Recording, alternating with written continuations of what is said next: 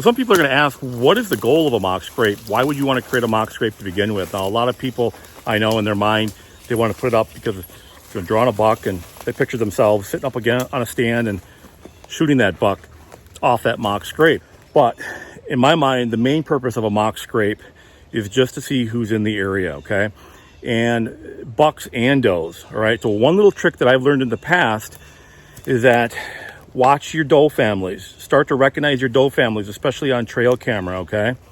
And what will end up happening is that lead mama doe, all right, okay?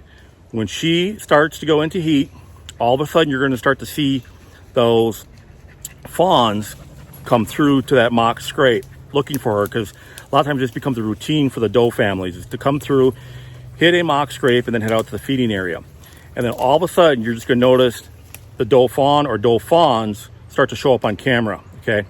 As soon as you see that, all right, that should give you a heads up, green light, get in that stand ASAP, all right? Because that big buck is going to be not far behind. And then obviously the main reason is to be able to see which bucks are coming in the area, hitting your mock scrape. And then when it comes to the camera perspective, if a big buck makes the mistake of showing up in daylight hours on that mock scrape, hey, that's his mistake and your gain. Most likely though, a lot of these mock scrapes or scrapes in general are hit in the evening still, okay? But if they want to make that mistake, take advantage of it. So the purpose of mock scrapes, at least for me, is just to get them on camera. And then, like I said, if they make that mistake, hey. All right, folks, if you look over my shoulder here, I think I found, right there, the perfect vine. It's got that L shape to it. So I'm gonna get that guy cut, and then we're gonna get that vine put up. A little tidbit is that when it goes for vine diameter, I like 3/4 of an inch to an inch in diameter for the vine, and then I like that little L shape, and I'll show you what that's all about.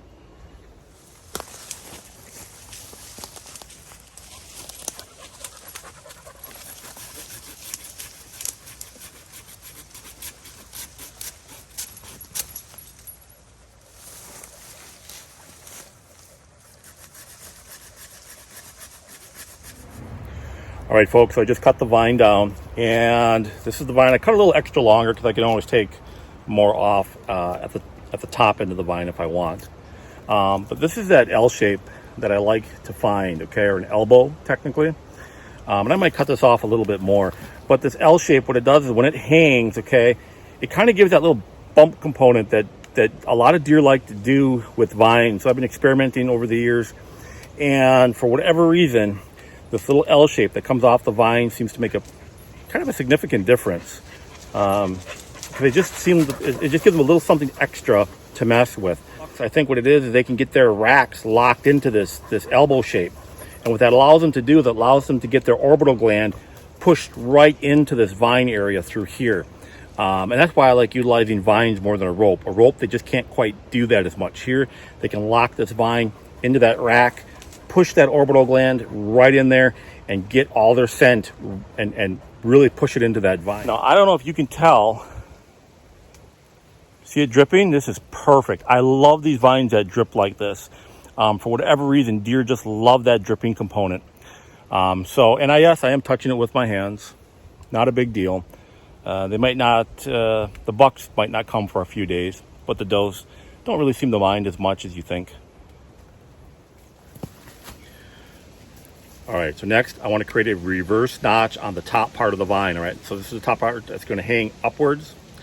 And what that reverse notch does is it allows you to hang this vine and keep it from getting ripped off. I've seen bucks really knock the living crap out of these things and rip them off. Otherwise, coon too. We have a lot of coon in the area I live, and the coon like to get up on the main tree. They come down and grab onto that vine and just literally like to rip that vine down. So I'm gonna put a reverse notch in here. If you're at home, you just drill a hole at the top, and you could run your string through that way. But a lot of times I'm in the woods. I'm not gonna bring a drill out here, so I just put a reverse notch in.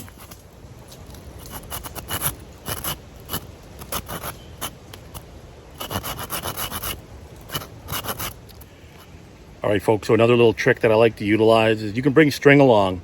But actually, I like these little bungee ties. Okay, so it's essentially just a bungee with a ball on it, and then this can be adjusted. But that reverse notch that I created, you can slide that little bungee in here. Okay, just like that. So you can see that that bungee is right deep in there. All right, and then you just wrap this around. You can wrap it and wrap it and wrap it, and it's like a shock cord. So anything that creates shock to it, okay, it's not going to essentially just rip it right off. Put that, wrap it around here, and then just wrap it on your overhanging branch. Works sweet.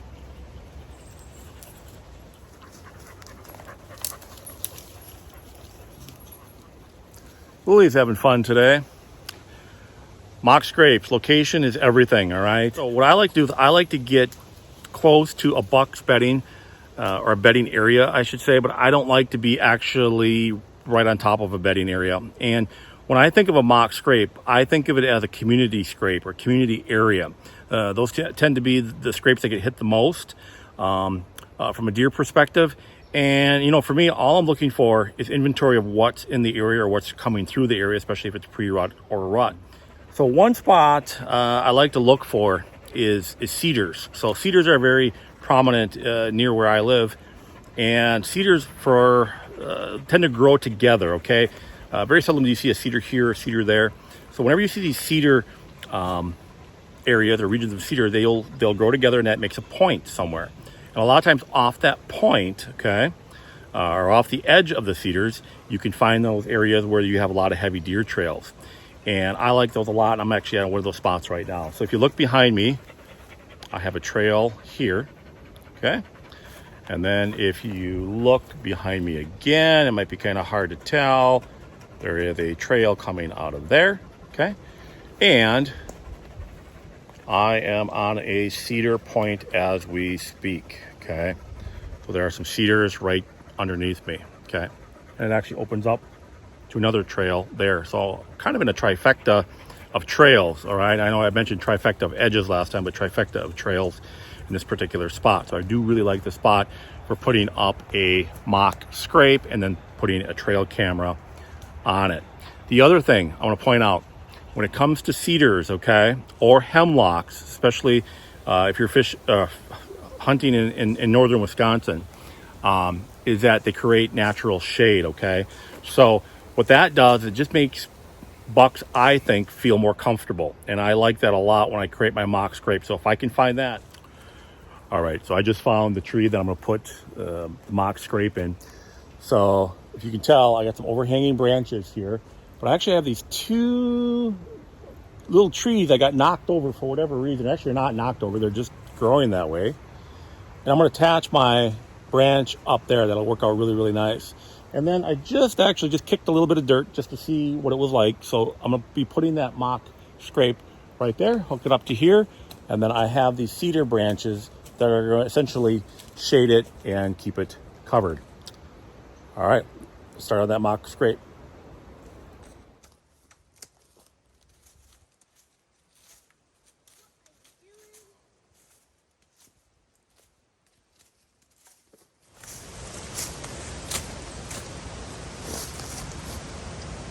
Okay, folks, if there's one thing that I want to say, and I probably might get a little heat on, but for me, it's always proven to be true, is that when you make a mock scrape, it is very essential that your mock scrape is on completely flat ground. In the past, I put mock scrapes a little bit on uneven ground, okay? Or maybe there's a little bit of a bump in it, but usually on uneven ground, meaning going up a hill or down a hill, however you want to look at it, bucks in general just don't tend to hit those mock scrapes as much. I'm not sure for whatever reason, but the key is that scrape has to be extremely flat. I mean 0 degrees flat. And part of it could be too, I think, maybe that, you know, when a deer urinates on a scrape, if you think about it, up on a hill a little bit, rainwater is going to eventually take that off and bring it down, even though it soaks in the ground a little bit. But for whatever reason, I'm not sure, but my luck has always been best if that scrape has been on completely flat ground.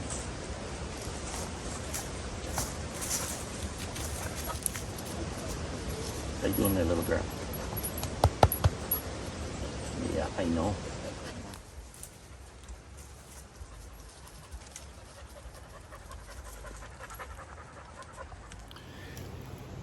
So another thing I want to mention is about the height. Okay, height level is this particular vine here.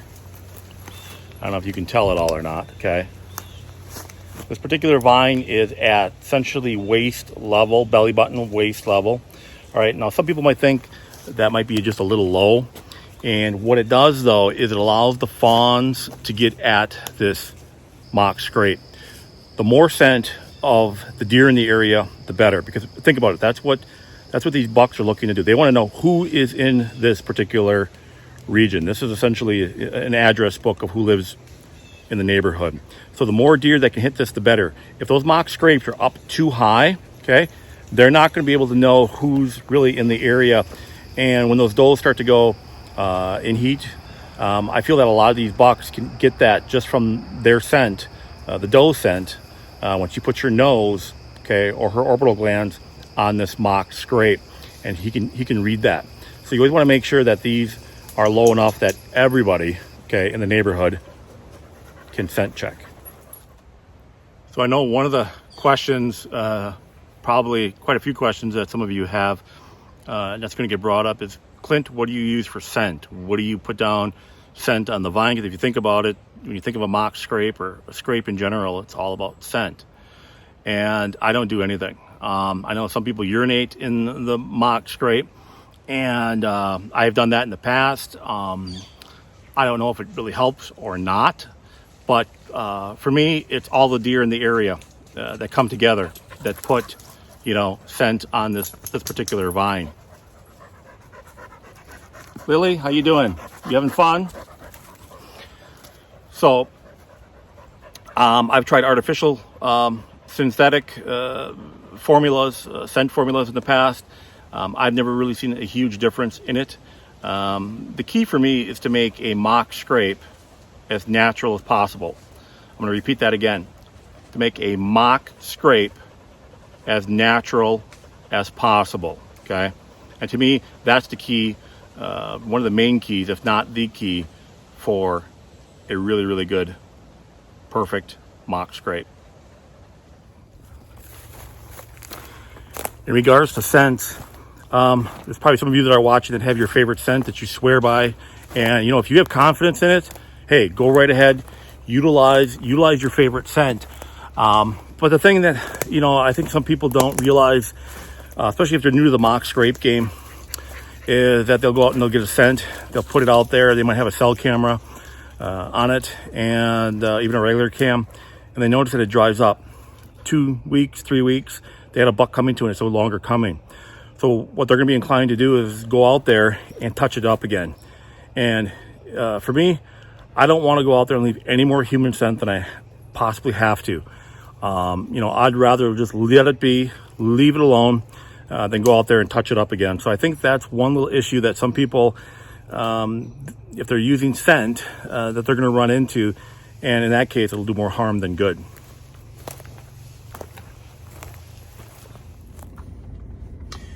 All right, folks, so one thing I want to talk about is trail cameras. So I still have some of these trail cameras that utilize infrared, and I also have a few that utilize black flash. And when it comes to mock scrapes, one of the nice things about mock scrapes is it takes the attention away from the trail camera. And so far, I've never had a buck bust an infrared trail camera utilizing a mock scrape. So just kind of keep that in mind when you're utilizing your mock scrapes. So maybe you have some cameras that utilize red flash or infrared flash. Don't be afraid then to utilize those for your mock scrapes.